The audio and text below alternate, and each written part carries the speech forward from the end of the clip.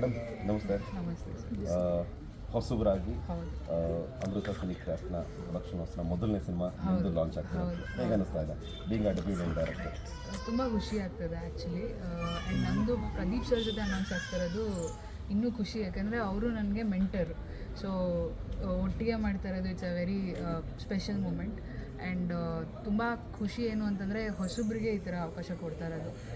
ಸುಮಾರು ಕಡೆ ಎಲ್ಲರೂ ಇಂಥದ್ದೇ ಬೇಕು ಸಿನಿಮಾ, ಅಂಥದ್ದೇ ಬೇಕು ಅಂತಿರುವಾಗ ಕತೆಗೆ ಪ್ರಾಮುಖ್ಯತೆ ಕೊಟ್ಟು ಅವರು ನನಗೆ ಅವಕಾಶ ಕೊಟ್ಟಿರೋದಕ್ಕೆ ನಂಗೆ ತುಂಬ ಖುಷಿ ಇದೆ.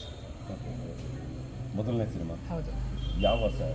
ಯಾವ ರೀತಿ ಪ್ಲಾನಿಂಗ್ ನಡೀತಾ ಇದೆ? ಆರ್ಟಿಸ್ಟ್ ಮೇಲೆ ಯಾರು ಏನಾದರೂ ಲೈನಪ್ ರೆಡಿ ಆಗಿದೆಯಾ? ಏನು ಬೇಸ್ಕತೆ? ಆಲ್ಮೋಸ್ಟ್ ಎಲ್ಲ ರೆಡಿ ಇದೆ ಸರ್.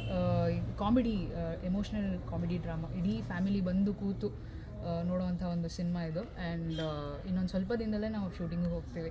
ಸೊ ವಿತ್ ಸ್ಕ್ರಿಪ್ಟ್ ಎಲ್ಲ ರೆಡಿ ಇದೆ sir, everything is ready. Thank you so much, thanks a lot. Murphy ನಂತರ ಸೊ ಖುಷಿ ವಿಚಾರ ಏನು ಅಂದರೆ, ನಮ್ಮ ಕನ್ನಡ ಇಂಡಸ್ಟ್ರಿಯಲ್ಲಿ ನಿರ್ಮಾಪಕರು ಮತ್ತು ನಿರ್ದೇಶಕರು ಯಥೇಚ್ಛವಾಗಿದ್ದರೂ ಕೂಡ ಯಾವುದೋ ಕಾರಣಾಂತರಗಳಿಂದ ನಮ್ಮಲ್ಲಿ ಕನ್ಸಿಸ್ಟೆನ್ಸಿ ಅನ್ನೋದು ಎಲ್ಲೋ ಒಂದು ಕಡೆ ಬೀಳ್ತಾನಂಥ ಟೈಮಲ್ಲಿ ಒಂದು ಅದ್ಭುತವಾದಂಥ ಸೂ ಫ್ರಮ್ ಸೂ ಅನ್ನೋಂಥ ಸಿನಿಮಾ ಒಂದು ಆಶಾದಾಯಕವಾಗಿ ಒಂದು ಹೊಸ ಅರುಣೋದಯವನ್ನು ನಮ್ಮ ಕನ್ನಡ ಇಂಡಸ್ಟ್ರಿಗೆ ಕೊಟ್ಟಿರೋಂಥ ವಿಚಾರದಲ್ಲಿ, ಅದರಲ್ಲಿ ಅದೇ ಸಾಲದಲ್ಲಿ ಅಕ್ಕ ಆಗಿರ್ಬೋದು, ಜೂನಿಯರ್ ಆಗಿರ್ಬೋದು, ಇದನ್ನೆಲ್ಲ ನೋಡ್ತಿರ್ಬೇಕಾದ್ರೆ ನಮಗೆ ಇನ್ನಷ್ಟು ಅದ್ಭುತವಾದಂಥ ಪ್ರೊಡ್ಯೂಸರ್ಸು ನಮ್ಮ ಒಂದು ಕನ್ನಡ ಇಂಡಸ್ಟ್ರಿನ ಮೇಲಕ್ಕೆ ಉತ್ತುಂಗಕ್ಕೆ ಕರ್ಕೊಂಡು ಹೋಗೋವಂಥ ಒಂದು ಸದಭಿರುಚಿ ಇರುವಂಥ ಒಬ್ಬ ಪ್ರೊಡ್ಯೂಸರ್ ಸಿಗಬೇಕು ಅಂತ ನಾವೆಲ್ಲ ಆಶಿಸ್ತಾ ಇರಬೇಕಾದ್ರೆ ಈ ನಮಗೆ ಭೋಜರಾಜರು ಸಿಕ್ಕಿದಂಗೆ ನಮ್ಮ ವಿಜಯ್ ಸರ್ ಸಿಕ್ಕಿದ್ರು.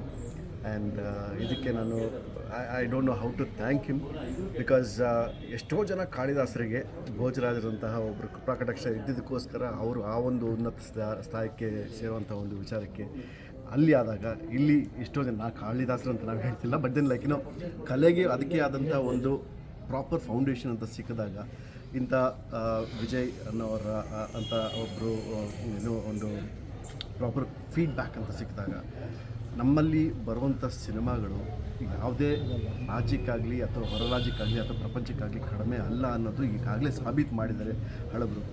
ಅಲ್ಲೆಲ್ಲೋ ಅದೇ ಒಂದು ಹಾದಿಯಲ್ಲಿ ನಡ್ಕೊಂಡು ಹೋಗೋದಕ್ಕೆ ಇನ್ನೂ ಒಂದು ಉತ್ತೇಜನ ಸಿಕ್ಕಂಗೆ ಆಗುತ್ತೆ ಅನ್ನೋ ಒಂದು ವಿಚಾರನ ನಾನು ಹೇಳ್ತೀನಿ.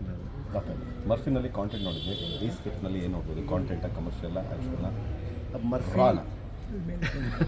Murphy was a beautiful romantic drama. So romance ಸಾಕು ಅನ್ನಿಸ್ತು ಒಂದು ಸ್ವಲ್ಪ ದಿವಸಕ್ಕೆ. ಸೊ ಹಾಗಾಗಿ ಈ ಸರಿ ನಾವು ಕಂಪ್ಲೀಟ್ ಒಂದು ಆ್ಯಕ್ಷನ್ ಜಾನರ್ನ ತೊಗೊಂಡ್ಬಂದಿದ್ದೀನಿ, ಆ್ಯಕ್ಷನ್ ರಿವೆಂಜ್ ಡ್ರಾಮಾ. ಇದರಲ್ಲಿ ಪ್ರಮುಖ ಪಾತ್ರದಲ್ಲಿ ನೀವು ವಿನಯ್ ರಾಜ್ಕುಮಾರ್ನ ನೋಡ್ತೀರಾ. ಆ್ಯಂಡ್ ಹಿಂದೆ ಯಾವತ್ತೂ ಅವ್ರನ್ನ ನೋಡದೇ ಇರೋಂಥ ಒಂದು ವಿಭಿನ್ನ ಶೈಲಿಯಲ್ಲಿ ನೋಡ್ತೀರಾ. ಎಲ್ಲರೂ ಇದನ್ನು ಹೇಳ್ತಾರೆ, ಬಟ್ ದೆನ್ ಇದರಲ್ಲಿ ಇಂಪ್ರೂವ್ ಮಾಡೋವಂಥ ವಿಚಾರ ಇದೆ. ಆ್ಯಂಡ್ ಎಸ್, ಸದ್ಯದ ಮಟ್ಟಿಗೆ ವಿನಯ್ ರಾಜ್ಕುಮಾರ್ ಒಬ್ಬರು ಫೈನಲ್ ಆಗಿದ್ದಾರೆ. ಸೊ ಕಾಲಾಂತರ ಹೋಗ್ತಾ ಇನ್ನೊಂದು. Yes sir, all the best. Yes, thank you so much. Thank you so much.